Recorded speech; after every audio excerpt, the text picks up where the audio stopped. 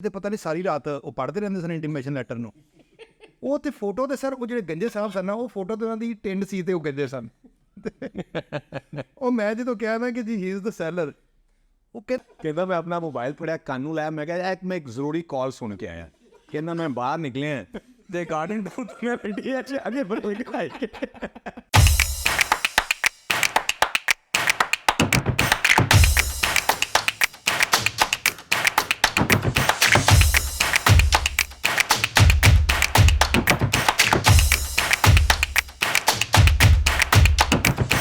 मैं आपसे एक वाक़या शेयर करता हूँ। कई दफ़ा बंदा थोड़े से पैसे कमाने के लिए ना, बंदा कुछ स्टूपिड हरकत कर जाता है, या आपको चीज़ों का पता नहीं होता, उस पैटर्न पे आप इतना आप टेक्निकली जो है वो साउंड नहीं होते ना, तो फिर बंदा बड़ी मिस्टेक्स करता है। एक 2010-11 की बात है गालबन। तो फ़नी आप एक स्टूपिड बल्कि वाक़या था, लेकिन वो सीखता इंसान ना, उसे अपने आप को किस तरह इम्प्रूव करना है आपने। अच्छा हुआ ये कि हमारे ऑफिस में एक लड़का होता था हमारा, तो उसका ना एक क्लाइंट आ गया। हमारे पास एक्चुअली सेलर ऑलरेडी था, फेज़ 8 का एक DHL और फेज़ 8 का प्लॉट था, हम बेच रहे थे उसको। तो एक हमारे पास कस्टमर लग गया, उसने कहा जी ये प्लॉट मुझे लेते हैं। अच्छा, अब वो जो साहब थे ना, जो सेलर थे, ही वाज फ्रॉम दुबई।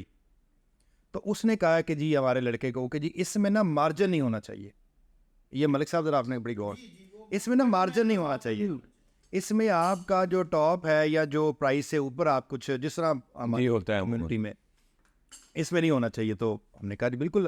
अच्छा, लकीली क्या हुआ, नॉर्मली ये भी एक होता है कि हम एक अगला एंड हमारे पास डीलर एंड होता है, तो वो लकीली हुआ ये कि हमारे पास डायरेक्ट कस्टमर लग गया उसका।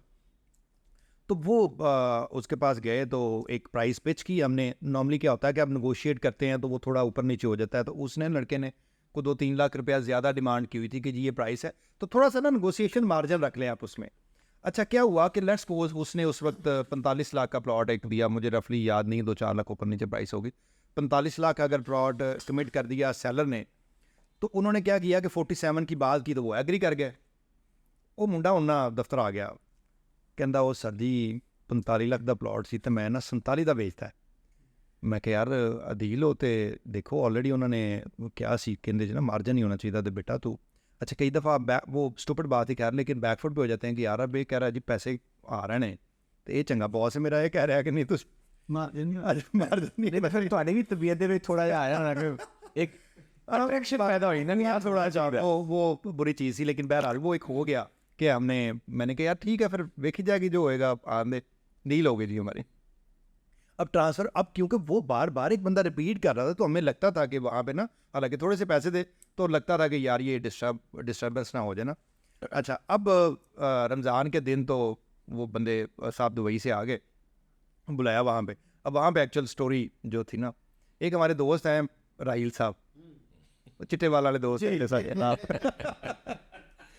अच्छा, उन्होंने ना मैं रिक्वेस्ट नहीं वो मैं एक होर करैक्टर भी सन, वो साढ़े होर दोस्त ने अरशद भाई ना।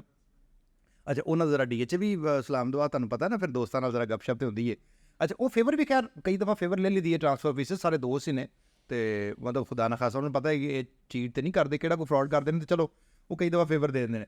अच्छा, मैं ना राहील भाई नूं कहा, मैं राहील भाई तुसीं जरा आओ ना, वो एक बीबी सी, उन्होंने नाल ट्रांसफर होना सी, तो मैं उन्होंने कहा, मैं कहा जी तुसी ना जरा, आपने को एज ए सेलर बुला लिया। मैंने उन्हें बुलाया, मैंने कहा आप आएँ और आपने ये बताना है कि I am the purchaser. Okay, वो जो दुबई वाली पार्टी थी, जो सेलर था, वो उनके बाल नहीं थे, गंजे थे वो। तो मैंने कहा जी आप आए, तो वो एज ही उसने आते ही कहा, जो दुबई वाले सेलर थे, उन्होंने कहा जी वेयर इज़ द परचेज़र। तो मैंने राहील भाई जी यस मैं जी परचेज़र ने दी मैं। अच्छा, मैं कह जी उन्हें प्राइस पूछी, वो प्राइस दस दी, उन्हें कहा जी यह प्राइस है, तो he was more than happy कि जी ठीक है जी। अच्छा, हुण अरशद साहब की करते पैने अंदर, उन्होंने एक दोस्त one of the transfer officer, उन्होंने कहा जी ये ट्रांसफर सर दा कर दे, जो सेलर है वो नहीं, जो परचेज़र है वो आ रहा है, परचेज़र बाहर बैठा हुआ। उन्होंने कहा जी परचेज़र आ रहा है, तो आप ज़रा ना ये ट्रांसफ़र कर दें। तो उन्होंने वो जो साइन अंगूठे करवाने थे, साइन अंगूठे करवा दिए। हमने पे ऑर्डर पकड़ा पार्टी से, तो हमने ना पे ऑर्डर दे दिया उनको। तो उसने कहा जी ठीक है, आप शाम को आ जाए। तो वो एक और उनकी प्रॉपर्टी थी, घर था, वो देख रहा, तो उन्होंने कहा जी शाम को आ जाएँ, आप कमीशन वगैरह ले लीजिएगा हमसे। तो हमने सारी अमाउंट का पे ऑर्डर रखा हुआ, वो जो 2 लाख रुपया था ना, वो हमने कैश रखा हो। तो हमने कहा जब परचेज़र से साइन करवाएंगे तो 2 लाख रुपए हम उनसे, अच्छा अब वो साइन शाइन करके ना अंगूठे शंगूठे लगा के सेलर एंड सारा कंप्लीट करके ना हमने उन्हें, अब वो परचेजर एंड की बारी आ गई। अब वो बीबी थी जिस बंदे से डील हुई थी, एक उसका गालबन ब्रदर इन लॉ था जो आया हुआ था, तो ये 3 लोग थे। वो उनको अंदर बुलाया, तो अब उन्होंने वो जो बड़े शरीफ लोग जिस एंड से हमें इशू था उस एंड को तो हमने करके ना, तो हमने कहा जी ठीक है आप जा सकते हैं, आप अपने पे ऑर्डर ले। आप जिस एंड पे हमें था ना कि ये तो बहुत इशू कोई नहीं, ये तो मसला ही कोई नहीं, ये तो हम मैनेज कर लेंगे, उस एंड पे क्या हुआ कि बाद में ना उन्होंने कहा जी वेयर इज़ द सेलर, तो हमने कहा जी बस है वॉशरूम गया बस ये आ रहे हैं। अच्छा, वो हमने कहा जी आप आए ट्रांसफ़र कराएं, तो वो बीबी ने साइन करने एज ए परचेजर शुरू कर दिए। वो फिर 2 मिनट गुजरे तो वो साइन कर रहे थे, उन्हें कहा जी वेयर इज़ द सेलर। अच्छा मैं कहा जी ये तो काम खराब हो गया, मैं कहा रीत तो कितने पसंद आवे। अच्छा वो फिर राहील साहब उत्थे ही लगे फिरते सी, तो मैं कहा जी राहील साहब ने मैं फिर पहले एज ए परचेजर उन्होंने होके किया, फिर मैंने एज ए सेलर मैंने कहा जी he is the seller of the plot ना। ਉਹ ਬਾਬਾ ਜੀ ਕਿਤੇ ਨਾ ਉਹ ਜਿਹੜਾ ਸੀ ਨਾ ਇੰਟੀਮੇਸ਼ਨ ਲੈਟਰ, ਉਹ ਕਿਤੇ ਪਤਾ ਨਹੀਂ ਸਾਰੀ ਰਾਤ ਉਹ ਪੜ੍ਹਦੇ ਰਹਿੰਦੇ ਸਨ ਇੰਟੀਮੇਸ਼ਨ ਲੈਟਰ ਨੂੰ। ਉਹ ਤੇ ਫੋਟੋ ਤੇ ਸਰ ਉਹ ਜਿਹੜੇ ਗੰਜੇ ਸਾਹਿਬ ਸਨ ਨਾ, ਉਹ ਫੋਟੋ ਤੇ ਉਹਨਾਂ ਦੀ ਟਿੰਡ ਸੀ ਤੇ ਉਹ ਗੰਜੇ ਸਨ। ਉਹ ਮੈਂ ਜਦੋਂ ਕਿਹਾ ਨਾ ਕਿ ਜੀ ਹੀ ਇਜ਼ ਦ ਸੈਲਰ, ਉਹ ਕਹਿੰਦੇ ਨਹੀਂ ਫੋਟੋ पे तो कोई गंजे साहब है, वो तो ये नहीं है। ਉਹਨਾਂ ਨੇ ਕਿਤੇ ਜ਼ੁਬਾਨੀ ਯਾਦ ਕੀਤਾ ਸੀ, ਤੇ ਰਾਈ ਸਾਹਿਬ ਕਹਿੰਦੇ सर मैं उन दिनों पे उम्रे पे गया हुआ था। कहते नहीं ये कुछ गड़बड़ हो रही है, ये काम ठीक नहीं हो रहा। आपने अपने रवायती स्टाइल में कहा होगा मैंने कहा जी आप अपना आईडी कार्ड दिखाएं, आप अपना आईडी कार्ड दिखाएं। वो थोड़ा से कंफ्यूज ही हो गया, हालांकि he is a senior member, मैं बड़ा शर्मिंदा भी हुआ उनके सामने के काम। अच्छा वो कहते जी मैं आईडी कार्ड, बस मैं गड्डी आई डी कार्ड भी आवे, गाड़ी में इधर ट्रांसफर कराने हुए, गाड़ी में आईडी कार्ड क्या कर रहा है। अच्छा उन्होंने कहा जी मैं लेके आया। वो सर आईडी कार्ड लैन गया तो उन्होंने दफ्तर जाके ब्रेक लाई, फिर वो बाबा जी ने शोर शराबा करना शुरू करता सर। अच्छा उन्हें कहा जी ये क्या हो रहा है, ये फ्रॉड हो रहा है, दिस एंड डैट, ये मुझे सेलर से मिलवाया जाए, ये हो गया वो हो गया। अच्छा वो ट्रांसफ़र ऑफिसर उन्होंने बताया, उन्होंने कहा जी ये सेलर सारा साइन कर गया। तो उसने कहा हुण जो मेन इशू से साडा जिंदी वजह तो असीं स्टूपिड हरकत की थी, डैट वाज 200,000 2 लाख रुपया जड़ा। अच्छा वो क्या जो उन्हें कहा जी सैलर आएगा तो 2 लाख रुपया मैं देना, वरना मैं 2 लाख रुपया नहीं देना। कहा जिसके लिए सारा कुछ किया है। अच्छा वो जो साढ़े दूसरे दोस्त ने अरशद साहब, वो उत्थे मैनू कही जान ਉਹ ਭਾਈ ਜੀ ਤੁਹਾਡੇ ਵੀ ਤੇ ਮਾਰਜਨ ਮੈਂ ਕਵਰ ਕਰ ਰਿਹਾ, ਹੁਣ ਤੁਸੀਂ ਇਹਦਾ ਹਾਰ ਦੇ ਵਿੱਚ ਦੇ ਰਹੇ ਮੈਨੂੰ, ਮੇਰਾ ਮਾਰਜਨ ਤਾਂ ਉਹ मैं क्या अरशद भाई यार तुसी तो चुप करो। करते कराते ना वो हुआ ये कि वो बाबा जी वेर गया, उसने कहा जी मैं तो जो है ना मिले बगैर पैसे नहीं दूंगा। अच्छा उसके बाद वो उन साहब को कॉल की कि सर वो काइंडली ना ऐसे ऐसे ना एक साइन मिस हो गए थे। तो वो कहता यार उस वक्त आपको ना वक्त पड़ा हुआ था, पता नहीं यार जल्दी जल्दी में थे आप। मैं कहता DH एक साइन मिस हो गए आप वापस आए। अच्छा वो सर रिक्वेस्ट की तो वो फेज़ 4 क्रॉस कर रहे थे, वो फिर उन्होंने यू टर्न लिया, ऑफिस आ गए। अब ये सारे टाइम को कोई गुजर गया टाइम काफ़ी ना। अब वो उधर रमज़ान थे, जुमे की नमाज का टाइम हो गया, तो वो 12 बजे DH ऑफिस भी बंद हो गया, ट्रांसफर टूसफर अंदर होगी सारी। अब वो हम क्या किया कि हम सामने जो डिफेंस स्टेट है ना, वो अक्सर दोस्त जेडे सारे से ना परे पंजाब तो दे ना छोटी मोटी, तो उत्थे ही चले जाते सर। तो उधर चले गए, तो उसके बाद उनको बुलाया, तो उन जाके ना पहले उनको अंदर ले गए, तो वो अरशद साहब तो मैं असी गया जी गल ये आ कि भाई ने अरशद साहब ने वो बड़ा इन्होंने समझाया सी कि साडा सैलर तो नहीं जे मनदा, तो तुसी कोई हेरा फेरी नहीं करनी, तो तुसी जेड़ा ना 2 नंबरी नहीं आंदी जोनी चाहिए। तो सर जी इन्होंने 2 लाख रुपया रख, मैं पहले कहता था पाकिस्तानी सारे ऐसे होते हैं, मैं पहले कहता था पाकिस्तानी सारे ऐसे होते हैं। असं क्या सर तुहाडी मेहरबानी, वो हो जाता उत्ते थल्ले देखो तुहानू एक्सपैक्टेड प्राइस मिल गई है, तो वो छड्डो इन्हां, मैं नहीं पैसे दूंगा, आप करें जो असी कहते पैसे तो चले गए, आप करे करते कराते सर को अद्धा घंटा उन्होंने दिलाया, फिर वो पिछे बाहर तो पिछे खड़े बाहर वो वेट करते पै कि जी वेर जासी क्या जी आ रहे बस। वो मना मनू के ना sir end of the day उन्हें कहा जी ठीक है फिर लाख रुपया मैं लवांगा, तो लाख रुपया मैं अरशद साहब नूं देवांगा। मैं क्या जी ठीक है तुसी आओ जी डन करो। बाहर आए, उन्होंने इस गल ते मना के लैके आए, तो वो जाके विखाया, तो वो बाबा जी ने कहा कि जी ही इज़ द सेलर, ये प्लॉट के मालिक थे। हाँ ये शक्ल से लग रहा है कहता प्लॉट के मालिक। उन्होंने कहा अपना आईडी कार्ड दिखाएं, आईडी कार्ड दिखाया उन्होंने, उन्होंने कहा हाँ आईडी कार्ड भी ठीक है। वो सर 2 लाख रुपया बढ़ाया, तो 2 लाख रुपया बढ़ाते कहते वो मुझे एक बात नहीं समझ लगी, अब मुझे उनका नाम बोल रहा हूँ, एक बात नहीं समझ लगी, वो जो बालों वाले एक जो सेलर फिर रहे थे यहाँ पे किधर है, वो सेलर कितने, कहते सर वो जो सफेद बालों वाले थे, कहते हाँ तो मुझे तो परचेजर में आके दिखाया गया उसी बंदे को। तो वो सर कई दफ़ा इस तरह की जो है ना वो स्टूपिड चीज़ें हो जाती हैं, वो कवर करने के लिए बताने का मकसद ये है कि फिर 1 से 2, 2 से 3, 3 से 4 झूठ बोल के चीज़ों को जो है ना, तो वो लाइफ के साथ बंदा एक्सपीरियंस के साथ आहिस्ता आहिस्ता चीज़ों को सीख रहा होता है और उसको इम्प्रूव कर रहा है। यार जो सक्सेसफुल प्रैक्टिस है बिजनेस की वो यही है कि जितना हो सके अपनी डील को ट्रांसपेरेंट रखें। जितना हम फेयर काम करते हैं, हमारे रियल स्टेट सेक्टर में ना बेसिकली जो चीज़ें नेगेटिव करती हैं ना वो यही कम्युनिकेशन की चीज़ें ही हैं जो हम पूरी तरह से डिलीवर नहीं करते। तो जितना साफ बात होगी उतना ही ट्रस्ट बेहतर होगा, उतना क्लाइंट से मलिक साहब ये जो बात आप कर रहे हैं ना, ये फिलासफर बंदा 8-10 साल के बाद ही बनती है। फिर ये बात ये जो पहले 3-4-5 है ना, ये प्रैक्टिस है ना बेसिकली। उस टाइम तो बंदे को ये होता है कि यार किसी न किसी तरीके से ना मेरी डील मैच्योर हो, देखिए बिल्कुल उसमें बॉस को इन्वॉल्व करना पड़े, किसी दोस्त को इन्वॉल्व करना पड़े, किसी और चीज़ को, मतलब चीज़ों को उस टाइम पे ना एक्सपीरियंस का कोई शॉर्टकट नहीं। यार मियाँ साहब ऐसा ही वाकया एक मुझे याद आ गया। एक हमारे दोस्त हैं, तो उन्होंने ना एक प्लॉट बेचा। तो प्लॉट के अंदर कोई डिफरेंस था, जैसे इमरान साहब बता रहे हैं, कोई 4-5 लाख का डिफरेंस था। तो वो जो परचेज़र था ना जी, ये किस दौर की बात है ज़रा थोड़ी? ये सर कुछ ज़्यादा पुराने नहीं, ये 2004-2005 की बात। फिर ठीक है, थोड़ी पैसे नहीं क्योंकि डीलर की बात ही 5-6 लाख से स्टार्ट होती है ना, तो उस टाइम पे प्लॉट भी 50 लाख का था। अगर परसेंट 4-5 लाख रुपया ना, तो उसमें 10-12% था। 4-5 लाख रुपया था। अब उसने जो है ना वो एक दोस्त को रेडी किया कि यार दरमियान में मेरे पैसे हैं, तो जो सेलर है वो उससे मीटिंग करनी है, आपने एज ए परचेज़र बन के जाना है, क्योंकि एक्चुअल परचेज़र को उन्होंने नहीं बुलाना था, वहाँ पे मामलात के अंदर हिडन थे। तो सर गार्डन टाउन में एक मीटिंग फिक्स हो गई। तो उधर के डीलर के पास चूँकि वो प्लॉट था, तो इधर से जनाब ये डीलर उस दोस्त को साथ लिया, ये जनाब अपने दोस्त को साथ ले गया एज ए परचेज़र, वहाँ चले गए डील करने के लिए। बैठे हैं जी, इस्लाम चाय आ गई, भी गपशप, हाँ जी कैसे है, ठीक ठाक। वो हमारे दोस्त बड़े माशाल्लाह समझदार और बड़ा उनका एक्सपोजर और परे पंचायती, तो वो जैसे मलिक साहब फिलासफर हैं, जैसे हाँ जी हमारे मलिक साहब हैं, बड़ा उनको माशाल्लाह आओ ना और ये परे पंचायत वाला बंदा, उस टाइप का बंदा। फिलासफर आपके लिए ओनर की बात है, ये मैं ऐसे नहीं कह रहा। उस टाइप का बंदा, ये अब पता नहीं मजाक है ये मोहब्बत है। अच्छा वो जनाब वहाँ बैठे, बात शुरू हो गई। उन्होंने कहा हाँ जी जनाब, उनका जी ये सेलर हैं, ये बायर हैं, इंट्रोडक्शन करा। उनका अच्छा जी कहाँ पे होते हैं आप? सेलर का उसने डीलर, उनका जी मैं अमेरिका में फ़लाँ स्टेट पे होता हूँ। अच्छा, इन्होंने ऑलरेडी इसका जो इंट्रोडक्शन कराया था ना परचेज़र का, कि परचेज़र ओवरसीज़ है और ये भी बाहर ही होता है। उधर बैठकर उनका अच्छा जी मुझे पता चला आप भी यूएस में होते हैं, तो आप कौन सी स्टेट में होते हैं? बताया ये भी मैं भी न्यूयॉर्क से हूँ और आप भी वहाँ से हैं। तो उसने कुछ टेक्निकल बात वहाँ की ना सेलर ने, जो में आप कौन सी जगह पे और किस जगह पे। अच्छा वो इतनी बात हुई ना, तो वो बंदे के ना वो कहना मेरे पैरों तले ज़मीन निकल गई कि मैं बोले थे जवाब किया।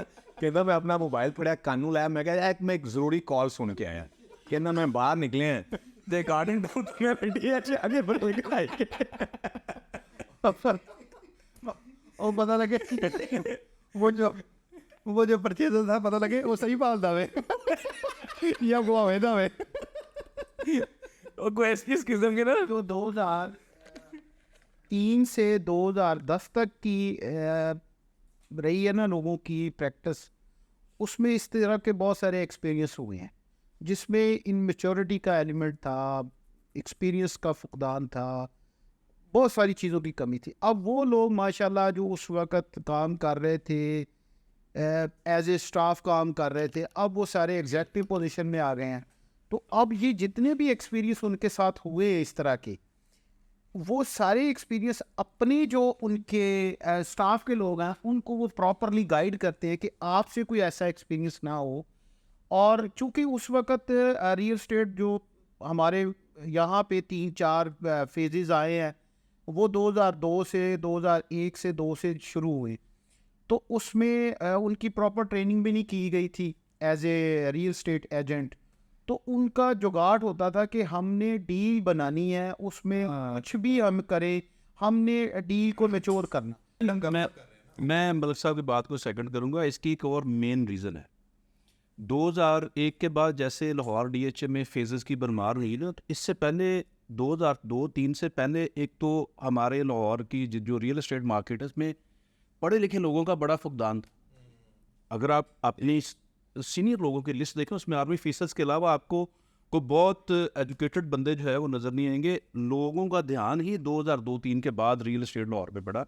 इस अच्छा सट्टा भी 2002 के बाद ही लाहौर में फर्स्ट टाइम हुआ जी बिल ये जो हमारा गैप है प्राइस का, क्योंकि कराची की जो रियल एस्टेट मार्केट थी वो 2-3 तेज़ियाँ देख चुकी थी 2000 से पहले ना, ठीक है। तो वहाँ पे प्रैक्टिस बन चुकी थी। जैसे अभी लाहौर में बहुत बड़ा इशू नहीं है, 2-4 लाख का 5 करोड़ का प्लॉट है, तो अगर एक दो दोस्त बीच में इन्वॉल्व हैं जिनके पास डायरेक्ट क्लाइंट नहीं है, तो उसमें 2-4 लाख का 5 लाख का गैप आना तो बहुत बड़ी बात नहीं है। और भैया सर किसी केस के भाई आप देखिए बड़ी बात करनी हो ना तो बॉस लाख 1.5 लाख से भी लाख रुपए से बन जाती है। तो नहीं या मैं उसी तरफ आ रहा हूँ। एक और चीज़ भी है, अगर आप 2002 से लेके 2007-8 तक देखें तो सीखने और सिखाने का रिवाज था मार्केट में। 2010 के बाद सीखने और सिखाने का रिवाज कम हो गया। जिस बंदे के पास घर से थोड़ी सी एड थी, जिसका वालिद को इन्वेस्टमेंट करता था, तो वो अपनी कमीशन बचाने के लिए ना अपने बच्चे को रियल एस्टेट में डाल देते थे। उसका बेसिकली काम रियल एस्टेट का नहीं था, वो एज इन्वेस्टर आते थे लोग, सीखने का उनको बिल्कुल शौक नहीं था, वो अपने बाप के पैसे को रोल करने के लिए आते थे। इससे फिर हमारी चीज़ें ख़राब हुई। जिस बंदे की जैसे हमारी ट्रेनिंग है, हमने पहले 4-5 साल हमें सिखाया गया कि क्लाइंट को कैसे सी ऑफ करना है, कैसे वेलकम करना है, कैसे ट्रांसफ़र प्रोसेस करना है, सारी चीज़ें। जब ये बंदा सीखता है तो फिर सीखते सीखते डीले करते करते ही बंदे को सारी चीज़ें कवर करनी आती हैं। जी बिल्कुल।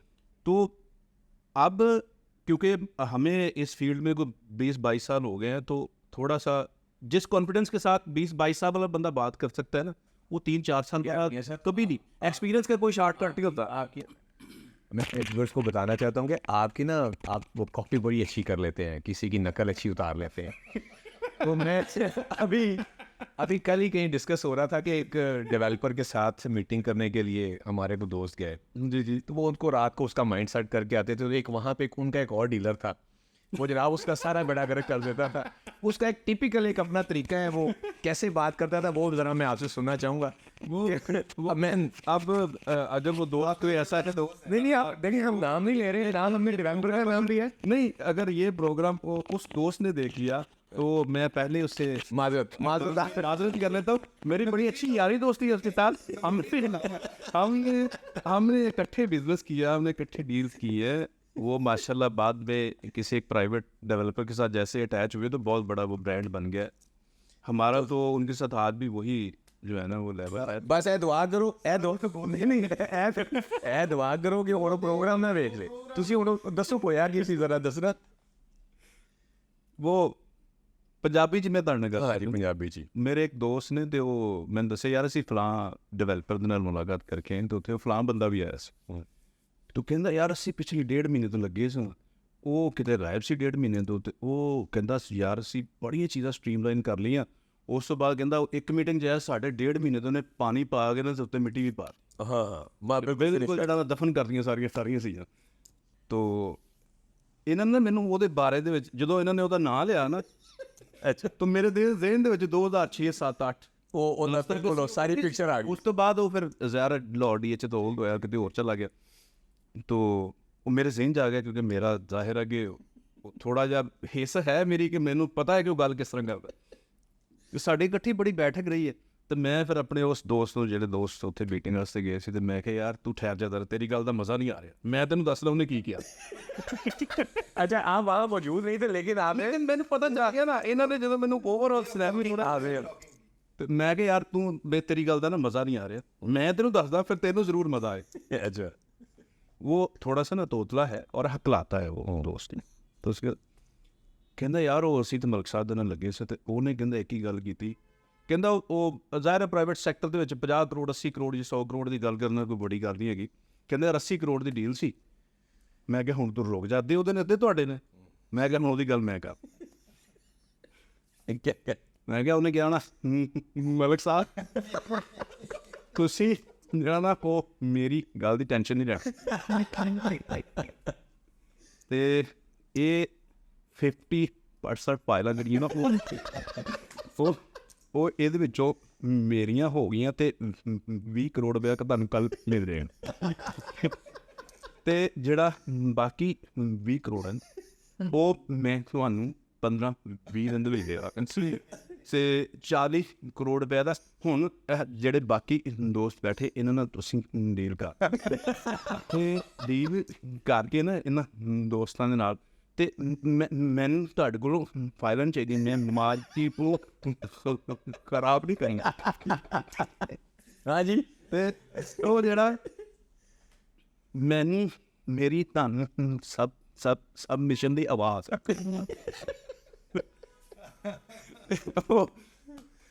नहीं जी ऐसे ही है बस ये हमारे जो मियाँ साहब है ना ये इस मामले में ना इनकी बड़ी कृपा है, ये मिमिक्री इनकी जो है ना वो बड़ी गॉड गिफ्टेड है, लेकिन ये है कि ये इस्लाम भी बड़ा अच्छा लेते हैं, लेकिन अभी वो क्या उठ के शहर इस्लाम भी ये बहुत अच्छा लेते हैं। इस्लाम भी एक दोस्त की जो आते होते हैं वो कमाल है, जबरदस्त करते होते हैं। कुछ फिर इनकी वॉक भी बड़ी अच्छी है।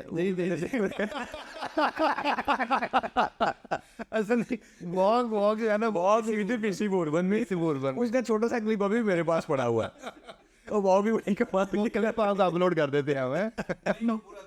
पता चलता है वो कोई कैट वॉक नहीं है, वो वॉक भी जाहिर है एक मिमिक्री है। मलिक साहब को आपके जहन में कोई ऐसी बात आ रही हो जो कोई ਇੱਕ ਦਫਾ ਨਾ ਸਾਡੇ ਪਿੰਡ ਲੜਾਈ ਨਸ ਮੁੱਕਦੀ।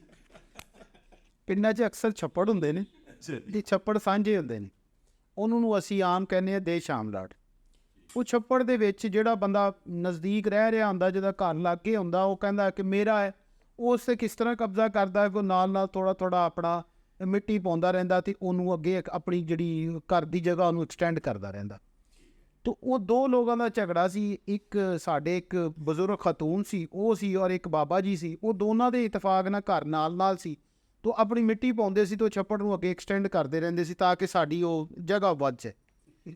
वो हुण जदों भी इकट्ठे हुंदे आ ते उदों ही लड़दे आ, लेकिन वो गल जिहड़ी है ना उन्हां दी खत्म नहीं सी हो रही। वो एक दिन साडा एक तीसरा बजुर्ग जिहड़ा कि दोनों का कॉमन रिश्तेदार सी, उन्हें एक दिन बुलाया वो बाबा जी नूं, तो बाबा जी का नाम बड़ा प्यारा लालू। ਉਹ ਕਹਿਣ ਲੱਗਾ ਯਾਰ ਲਾਲੂ ਗੱਲ ਸੁਣ।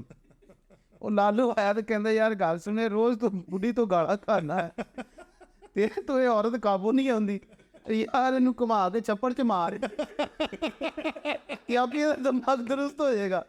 ਉਹ ਲਾਲੂ ਗਿਆ ਤੇ ਉਹਨੇ ਜਾ ਕੇ ਉਹ ਵਿਚਾਰੀ ਬੁੱਢੀ ਔਰਤ ਸੀ, ਹੈ ਤੇ ਦੋਨੋਂ ਏਜ ਫੈਲੋ ਸੀ, ਉਹਨੇ ਉਹਨੂੰ ਬੰਨ ਕੇ ਘੁਮਾ ਕੇ ਇਮੋਸ਼ਨਲੀ ਮਾਰਿਆ ਛੱਪੜ ਦੇ ਵਿੱਚ, तो बीबी छप्पड़ 'ਚ ਗੋਤੇ ਖਾਂਦੀ।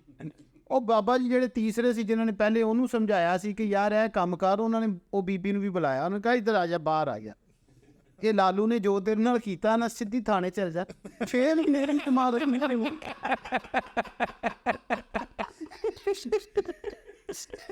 ਤੇ ਪਹਿਲੇ ਬਾਬਾ ਜੀ ਨੂੰ ਮੋਟੀਵੇਟ ਕੀਤਾ, ਫਿਰ ਬਾਬਾ ਜੀ ਨੂੰ ਮਾਫੀ ਦਵਾਇਆ ਤੇ ਫਿਰ ਥਾਣੇ ਚਲੀ ਜਾਏ। ਉਹ ਬੀਬੀ ਥਾਣੇ ਚਲੀ ਗਈ।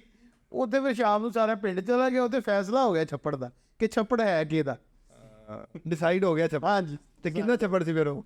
ਮਾਈ ਦਾ ਸਾਡਾ ਤਾਂ ਕਿ ਉਹ ਬਾਬੇ ਦਾ ਛੱਪੜ ਸੀ ਨਾ। ਮਾਈ ਦਾ ਨਹੀਂ ਫਿਰ ਉਹ 50-50 ਉਹਦੀ ਇੱਕ ਡਿਸਾਈਡ ਕੀਤਾ ਕਿ ਇਹ ਇਹਦੀ ਬਾਉਂਡਰੀ ਲਾਈਨ ਹੋਗੀ ਔਰ ਇਹਦੇ 'ਚ ਜਿਹੜਾ ਸੈਂਟਰ ਹੈ ਉਹਦੇ 'ਚ ਅੱਧਾ ਹਿੱਸਾ ਤੁਹਾਡਾ ਵੀ ਅੱਧਾ ਉਹ ਤੁਹਾਡਾ ਸ਼ਾਇਦ ਅਗਲੇ ਪ੍ਰੋਗਰਾਮ ਦਾ ਨਹੀਂ, ਉਹ ਅਗਲੇ ਪ੍ਰੋਗਰਾਮ। ਹਾਂ ਨਹੀਂ, ਇਸ ਤਰ੍ਹਾਂ ਗੱਪਸ਼ਪ ਸਾਡੀ ਹੁੰਦੀ ਰਹੇਗੀ। ਔਰ ਦੇਖੋ ਇਨਫੋਰਮੇਟਿਵ ਚੀਜ਼ਾਂ ਦੇ ਨਾਲ ਹੋਣਗੀਆਂ। ਅਸੀਂ ਇਸ ਚੈਨਲ ਤੋਂ ਦੋਸਤਾਂ ਨੂੰ ਜਿਹੜਾ ਨਾ ਇਨਫੋਰਮੇਸ਼ਨ ਵੀ ਦੇਵਾਂਗੇ, ਲੇਕਿਨ ਨਾਲ ਜਿਹੜਾ ਨਾ ਇਸ ਤਰ੍ਹਾਂ ਦੀਆਂ ਕੁਝ ਚੀਜ਼ਾਂ ਵੀ ਜਿਹੜੇ ਤੁਹਾਡੇ ਲਾਈਫ 'ਚ ਕੁਝ ਅੱਛੇ ਬੁਰੇ ਵਾਕਿਆਤ ਹੋਏ ਹੋਣ, ਕੋਈ ਬਿਹਤਰ ਚੀਜ਼ ਹੋਈ ਹੋਵੇ, ਕੋਈ ਯਾਰ ਇਮਰਾਨ ਸਾਹਿਬ ਮਜ਼ਾਕ ਵਾਲੀ ਚੀਜ਼ ਹੋਈ ਜਾਂਦੇ ਇੱਕ ਗੱਲ ਆਪਣੀ ਡੀਲਰ ਕਮਿਊਨਿਟੀ ਵਾਸਤੇ, ਪਲੀਜ਼। ਅੱਜ ਕੱਲ੍ਹ ਨਾ ਥੋੜ੍ਹਾ ਜਿਹਾ ਇਹ ਡਾਟੇ ਦੇ ਉੱਤੇ ਸਾਰੇ ਡੀਲਰਾਂ ਨੇ ਬੜਾ ਹੀ ਹੱਥ ਗਰਮ ਕੀਤਾ ਹੋਇਆ, ਜਿਹੜੇ ਆਲਰੇਡੀ ਕਰ ਰਹੇ। ਅੱਛਾ, ਇਹ ਮੁਨੱਵਰ ਸਾਹਿਬ ਮੈਂ ਤੁਹਾਡੀ ਗੱਲ ਕਰ ਰਿਹਾ, ਇਹ ਜਦੋਂ ਮਾਰਕੀਟ ਸਲੋ ਹੁੰਦੀ ਹੈ ਨਾ, ਉਦੋਂ ਮੇਰਾ ਖਿਆਲ ਕੰਮ ਨਹੀਂ ਹੁੰਦਾ, ਇਹਨਾਂ ਕੰਮ ਕੋਈ ਨਹੀਂ ਹੁੰਦਾ, ਬਾਹਰ ਉਹ ਬੰਦਾ ਹੀ ਜਿਹੜਾ ਨਾ ਇਨਵੈਂਟਰੀ ਸਿੱਧੀ ਕਰਦੇ ਉਹ ਸ਼ੁਰੂ ਹੋ ਜਾਂਦਾ ਹੋਵੇ। ਮੈਂ ਸਿਰਫ ਇਹ ਕਹਿਣਾ ਕਿ ਡਾਟੇ ਤੇ ਲੈਟਸ ਅਗਰ ਕੰਮ ਕਰਨਾ ਹੈ ਐਜ਼ ਏ ਵਰਕਿੰਗ ਕਰਨਾ, ਕੋਈ ਬੁਰੇ ਉਹਦੇ ਤੁਸੀਂ ਮੁਜ਼ਾਇਕਾ ਨਹੀਂ ਹੈ, ਲੇਕਿਨ ਟਾਰਗੇਟ ਕਰਕੇ ਪ੍ਰੋਪਰਟੀਜ਼, ਜੈਸੇ ਲੋਕ ਨੇ ਅਗਰ ਕੋਈ ਪ੍ਰੋਪਰਟੀ ਸੇਲ ਕਰਨੀ ਹੈ, ਉਹਨੂੰ ਟਾਰਗੇਟ ਕਰਕੇ ਕਰੋਗੇ, ਉਹ ਡੀਲ ਖਰਾਬ ਕਰੋਗੇ ਤੇ ਤੁਹਾਡਾ ਵੀ ਨੁਕਸਾਨ है, ਤੁਹਾਡਾ तो शायद फायदा हो जाए, अगले बंदे का नुकसान। ਤੁਹਾਨੂੰ में डील समटाइम नहीं होता, आपको डील भी महंगी मिलती है। एग्जैक्टली। अगर आप उसी डीलर के थ्रू जाएं तो आप अच्छी डील कर सकते हैं। जी, तो कोशिश ये करें कि रैंडमली जो है ना वो आप वर्किंग बेशक करते रहे, लेकिन टारगेट करके जो है ना, टारगेट करके किसी दोस्त के प्लॉट को वो नहीं करना चाहिए जी। वो यकीन करें कि वो अल्टीमेटली जो रिस्क आपके मुकद्दर का वो आपको मिलना ही मिलना है, लेकिन इस तरह से हराम तरीके से करेंगे तो कोई शक नहीं। का मकसद ये बात ठीक है कि देखिए, हमारा जो as a real estate agent हमारा काम है, हमारा काम ही नेटवर्किंग का है। आपने कितना अच्छा लाइजन रखना है अपनी पार्टी के साथ या अपने क्लाइंट के साथ। वो बायर है, ये सेलर है, तो उनका मतलब ये है कि वो इतना अच्छा और इतना स्ट्रॉन्ग बाउंड होता है आपका उनके साथ कि आप अच्छे तरीके से डील को नेगोशिएट कर लेते हैं। एक थर्ड पर्सन या एक अननोन बंदा आएगा तो वो उतने अच्छे तरीके से नेगोशिएट नहीं कर सकता। नहीं, वो मसला ये है, देखें बात ये सिर्फ ये मसला नहीं, वो प्लॉट डायरेक्ट करने के बाद उसको फेक ऑफर दी जाती है। फेक ऑफर दे के जो बायर उस बंदे ने स्टैंड किया होता है वो भी ख़राब होता है। फेक ऑफर वाला बंदा जो है वो भी भाग जाता है। बाद में उस बंदे का जहन इतना बना दिया जाता है 10, 15, 20 लाख ऊपर कि वो डील ही नहीं बन पाती। तो वो ना खुद डील कर पाता है ना जिसके पास वो प्लॉट है। बहरहाल आज की हमारी बड़ी अच्छी और बड़ी जॉली सी डिस्कशन रही। इंशाल्लाह हम कोशिश करेंगे कि कभी कभार once in a blue moon, once in a week, once in a month, तो हम ज़रूर कभी कभार बैठा करें। मलिक साहब, आपके टाइम का बहुत शुक्रिया और आपकी फनी गुफ्तगू का भी बहुत शुक्रिया। मलिक साहब ने आज ज़्यादा बड़ा इंजॉय किया, ਤੁਹਾਡੀ ਪੈਰੋਡੀ ਨੂੰ ਬੜਾ ਇੰਜॉय ਕੀਤਾ। कमाल है। थैंक यू जी। अगली दफ़ा ਤੁਸੀਂ ਉਹ सलाम करके दिखाना जिमें जरा। चलो थैंक यू जी, थैंक यू जी। आपके इस प्लेटफॉर्म पे हमें बुलाने का आपका बहुत शुक्रिया, और इतना अच्छा चाय बहुत अच्छी थी माशाल्लाह हमेशा की तरह। Thank you very much. तो आपका बहुत शुक्रिया सर। Thank you sir.